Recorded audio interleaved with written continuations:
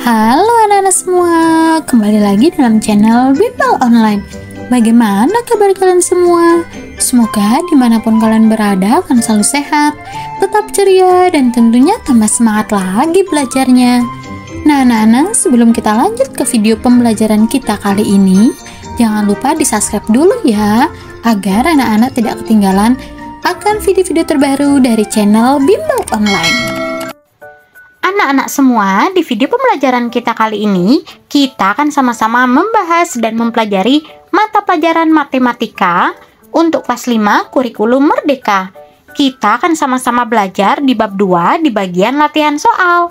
Nah, pembahasan kita kali ini ada di halaman 21 sampai dengan 24 di buku kalian. Nah, sekarang apakah anak-anak sudah siap? Kalau sudah siap, yuk kita langsung saja mulai pembahasannya. Perhatikan baik-baik ya. Mari kita mulai. Ada sebuah kawat panjangnya 8 meter dan beratnya 480 gram. Ditanyakan berapa gram berat kawat per 1 meter? Ayo tuliskan hubungan antara 4 bilangan diagram dan dalam tabel berikut ini. Nah, perhatikan pada diagram terlebih dahulu ya, di mana pada bagian diagram berat 480 gram, panjangnya adalah 8 meter.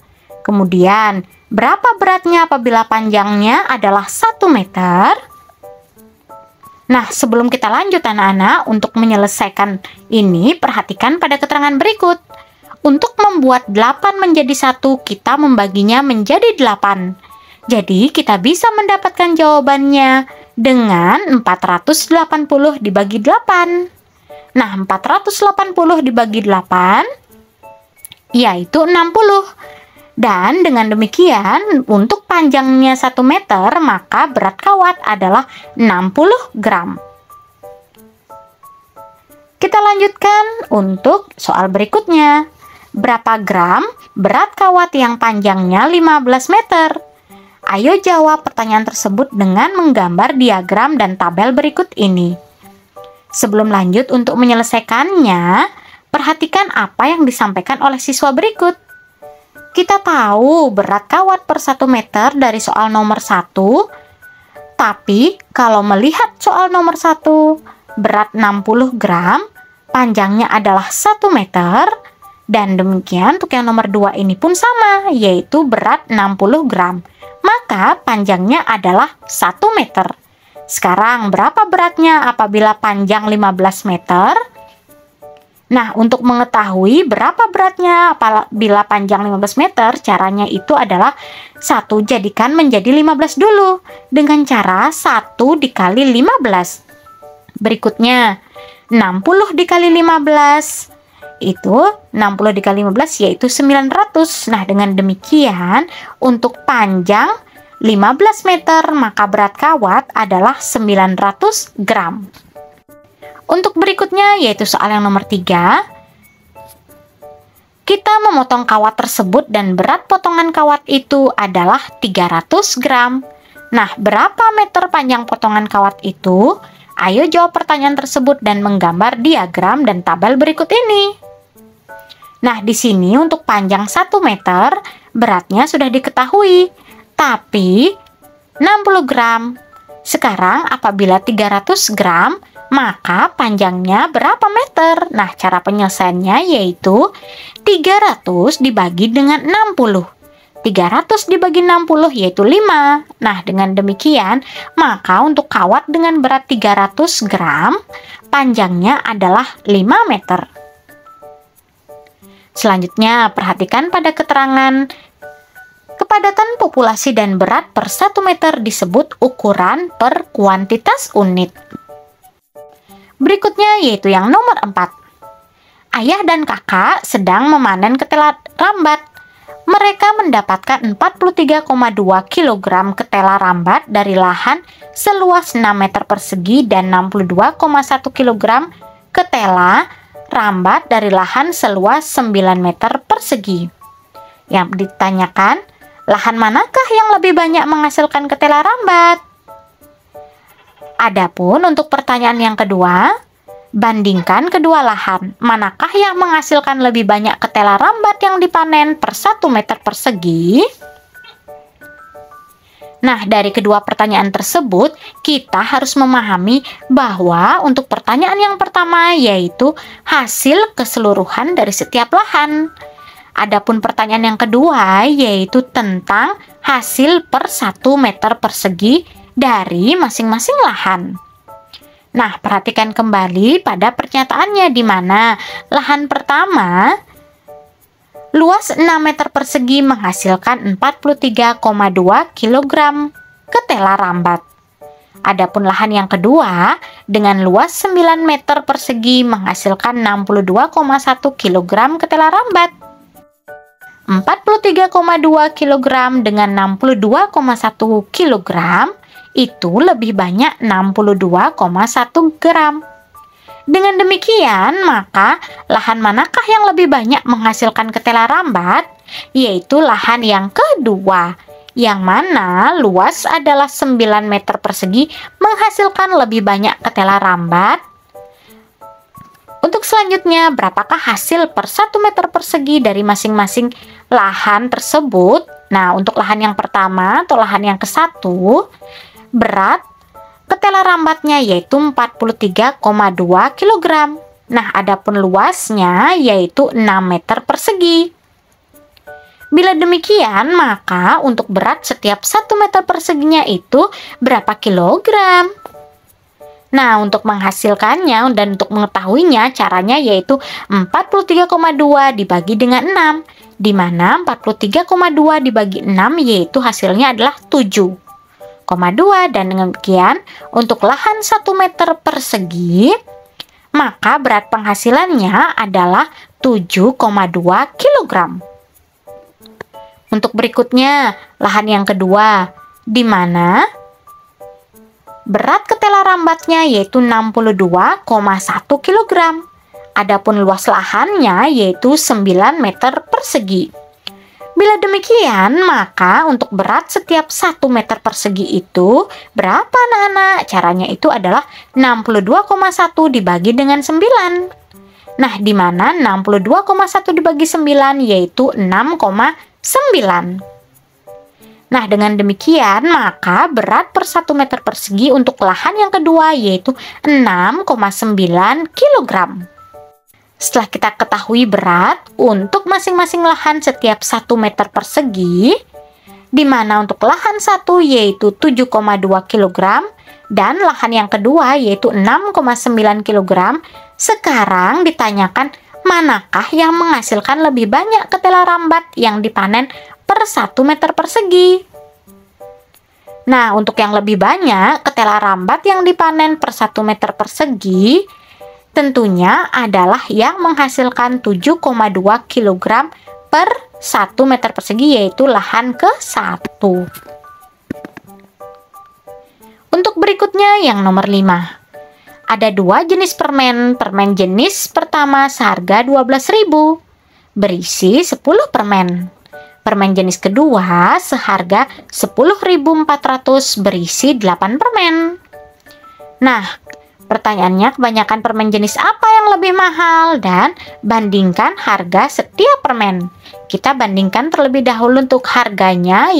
Untuk yang jenis pertama, harga 12.000, banyak permennya yaitu ada 10 buah permen.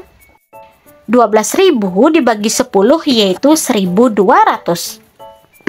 Nah, dengan demikian maka harga 1 buah permen yaitu 1.200. Selanjutnya untuk permen jenis yang kedua, harganya yaitu 10.400. Banyak permennya yaitu ada 8 buah permen. Nah, 10.400 dibagi dengan 8 sama dengan 1.300. Nah, dengan demikian maka harga 1 buah permen untuk jenis yang kedua yaitu Rp1.300. Setelah kita bandingkan harganya, sekarang kita jadi tahu permen jenis mana yang lebih mahal. Tentunya yaitu yang seharga 1.300, itu permen jenis yang kedua. Untuk selanjutnya yaitu yang nomor 6. Mesin pertama dapat memompa 240 liter air dalam 8 menit. Sedangkan mesin kedua dapat memompa 300 liter air dalam 12 menit. Pertanyaannya, mesin mana yang dapat memompa lebih banyak air per menit?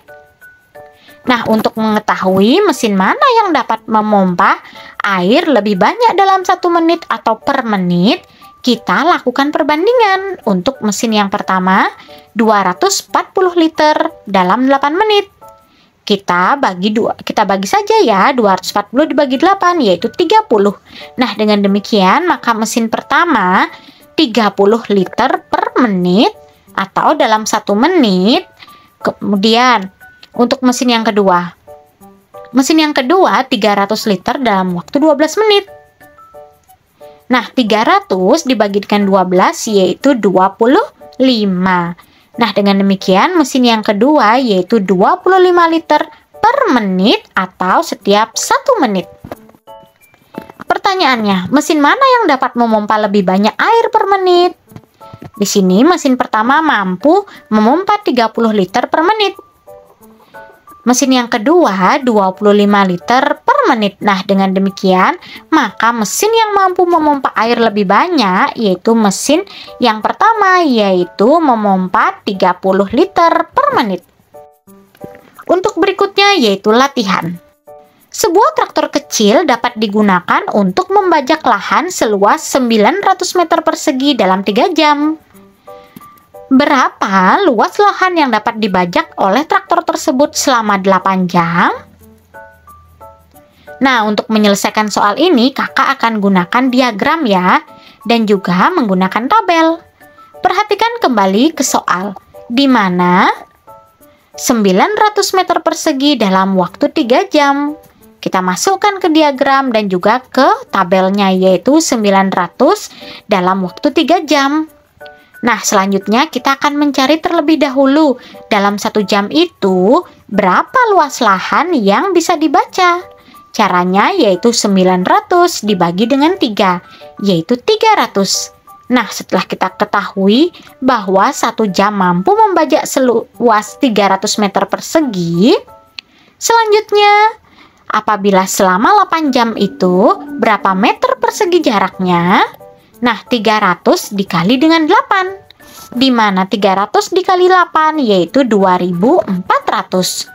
Nah, dengan demikian, berapa luas lahan yang dapat dibajak selama 8 jam yaitu 2400 meter persegi. Untuk berikutnya yaitu soal nomor 7. Mesin fotokopi A dapat memfotokopi 300 lembar kertas dalam 4 menit. Sedangkan mesin fotokopi B dapat memfotokopi 380 lembar kertas dalam 5 menit. Pertanyaannya, mesin fotokopi mana yang lebih cepat? Nah, untuk mengetahui mesin fotokopi mana yang lebih cepat, kita akan melakukan perbandingan. Untuk yang A, di mana banyaknya kertas itu 300 lembar. Adapun waktunya yaitu 4 menit. Nah, selanjutnya tinggal kita cari berapa banyak kertas dalam 1 menit. Caranya itu adalah 300 dibagi dengan 4. 300 dibagi 4 yaitu 75. Nah, dengan demikian maka mesin A mampu memfotokopi 75 lembar per menit atau setiap 1 menitnya menghasilkan 75 lembar. Berikutnya untuk mesin fotokopi yang B, di mana yang B banyaknya kertas yaitu 380 lembar. Dalam waktu 5 menit, sekarang apabila 1 menit itu caranya bagaimana? Nah, tinggal dibagi saja 380 dibagi dengan 5 yaitu 76.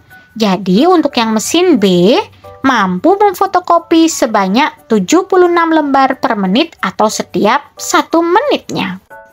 Nah, kembali lagi ke soal, mesin fotokopi mana yang lebih cepat? Di sini mesin A yaitu 75 lembar per menit. Kemudian mesin B 76 lembar per menit. Nah, dengan demikian, maka mesin fotokopi yang lebih cepat yaitu mesin yang B. Untuk berikutnya yang ditanyakan yaitu berapa lembar kertas yang dapat difotokopi oleh mesin A selama 7 menit. Nah, untuk mengetahuinya kita tambahkan kolom untuk tabelnya ya. Dan juga kita akan gunakan diagram yang di bawah. Nah, tinggal kalian rapikan ya. Untuk yang mesin A, 1 menitnya itu mampu memfotokopi sebanyak 75 lembar.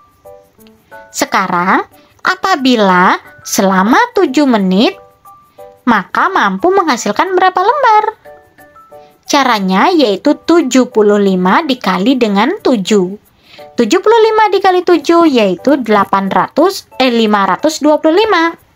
Nah, dengan demikian, maka untuk mesin fotokopi A selama 7 menit, mampu memfotokopi sebanyak 525 lembar.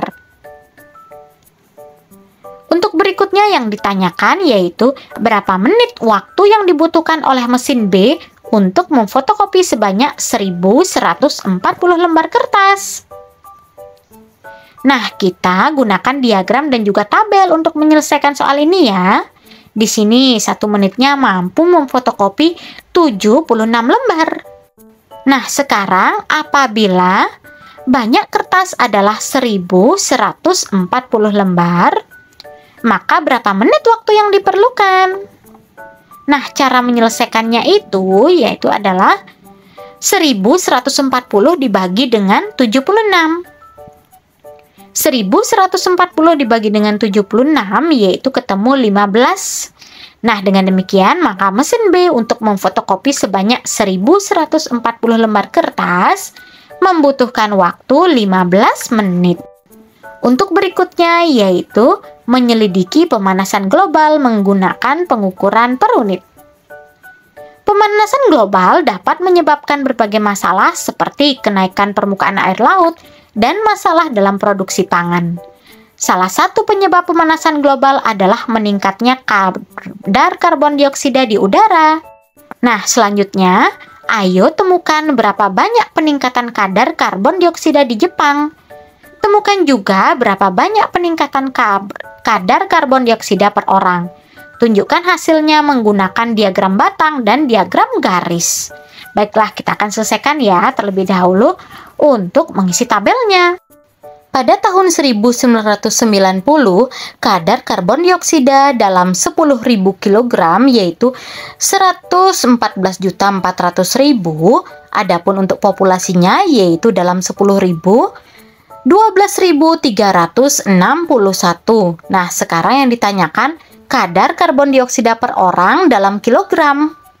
Caranya itu adalah 114.400.000 dibagi 12.361.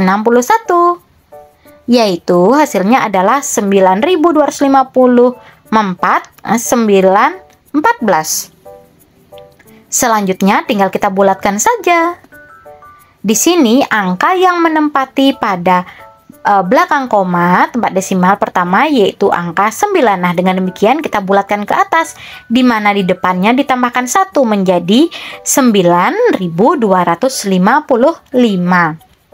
Berikutnya yaitu tahun 1994. Berapa kadar karbon dioksida per orang dalam kilogram? Nah, caranya kita lakukan pembagian yaitu 121.400.000 dibagi 12.527. Nah, yaitu hasilnya adalah 9.690. Nah, di sini ada 1,067. Kita bulatkan di sini. Angka yang menempati pada nilai tempat desimal yaitu angka 1, yaitu tinggal kita bulatkan 0. Nah, yaitu 9.691. Berikutnya pada tahun 1998. Berapa kadar karbon dioksida per orang dalam kilogram? Yaitu jaraknya adalah 120 juta dibagi dengan 12.647. Yaitu hasilnya adalah 9.488. Kita bulatkan di sini ya. Angka yang menempati nilai tempat pertama pada nilai tempat desimal yaitu angka 4. Nah, karena 4 kurang dari 5, maka angka yang di depannya tetap yaitu 9.488. Untuk berikutnya pada tahun 2002. Berapa kadar karbon dioksida per orang dalam kilogram?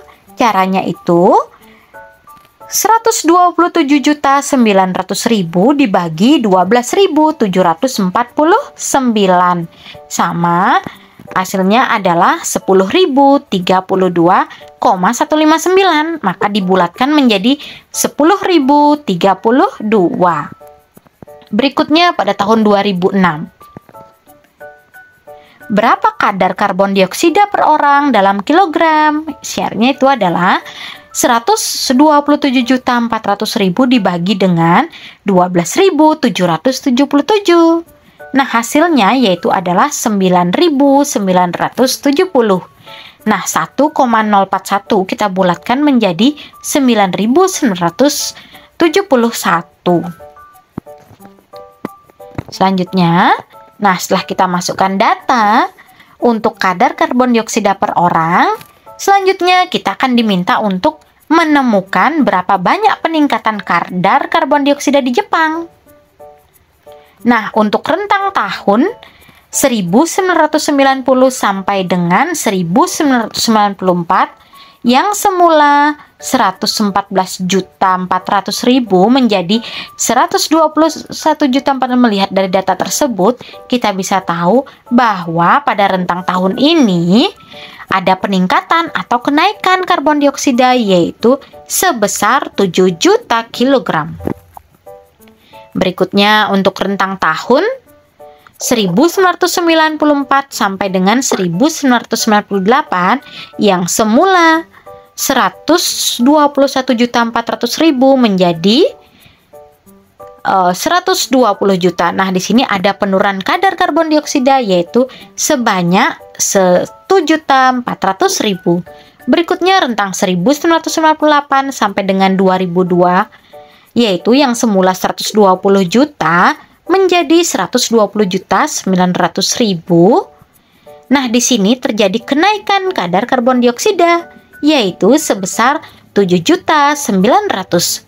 Untuk berikutnya rentang 2002 sampai dengan 2006 yaitu yang semula 127.900.000 menjadi 127.400.000. Nah, di sini ada penurunan kadar karbon dioksida yaitu sebesar 500.000.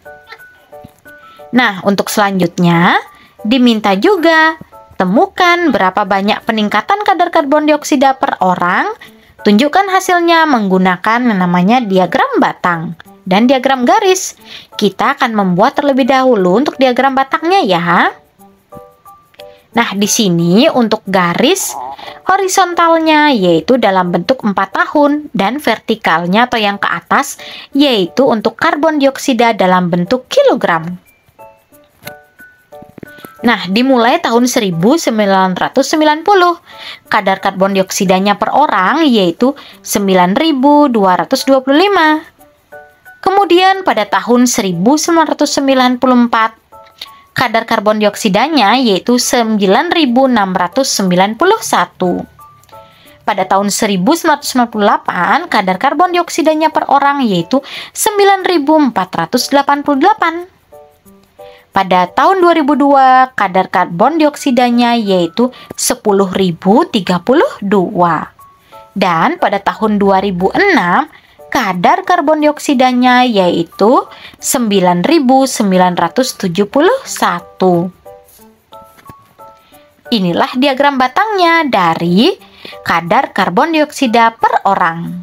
Nah, untuk selanjutnya, kita diminta untuk membuat diagram garisnya dari data karbon dioksida per orang tersebut.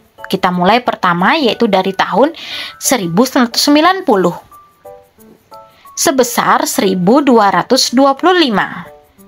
Kita buat titik terlebih dahulu ya.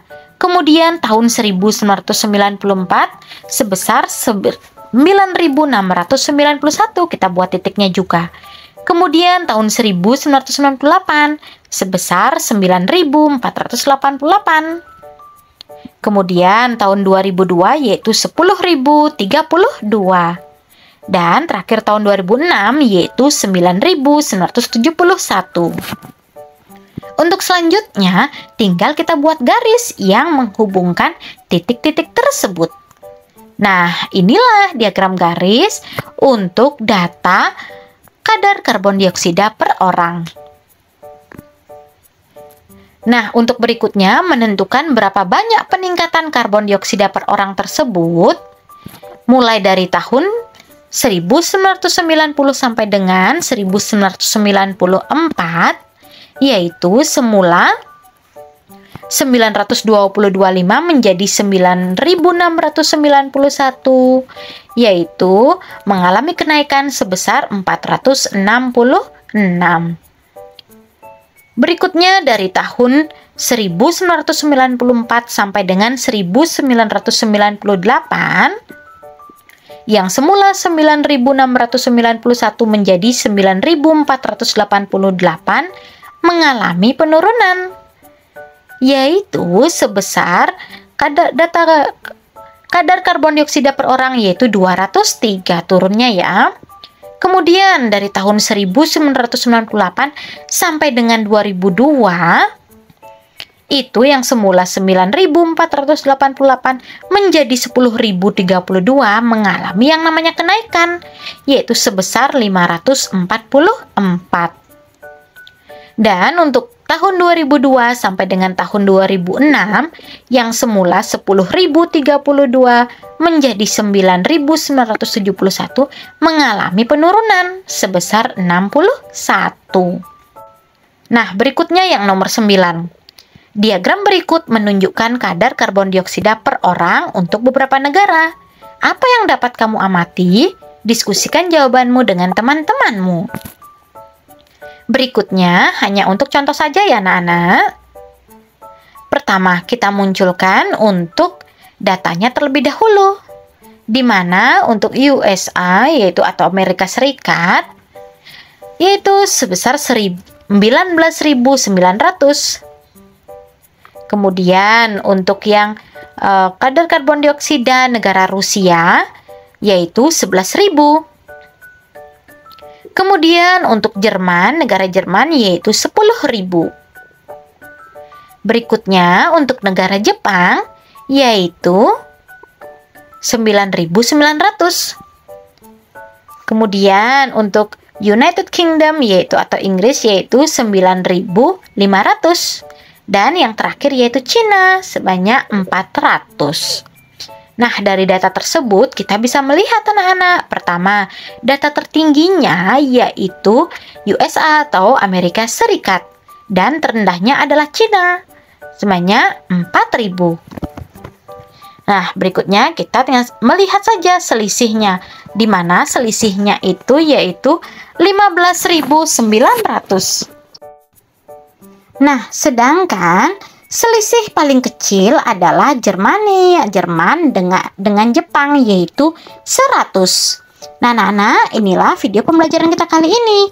Semoga video pembelajaran ini dapat bermanfaat untuk kalian ya. Dan jangan lupa jika video ini bermanfaat untuk kalian, jangan lupa di like, komen, subscribe, dan share juga ke teman-teman kalian. Jika kalian masih kebingungan, kalian bisa cek daftar playlist ya. Di sana semua sudah lengkap, semua mata pelajaran, dan disesuaikan dengan kelas kalian masing-masing. Oke anak-anak, thanks for watching. See you next time. Bye-bye anak-anak hebat.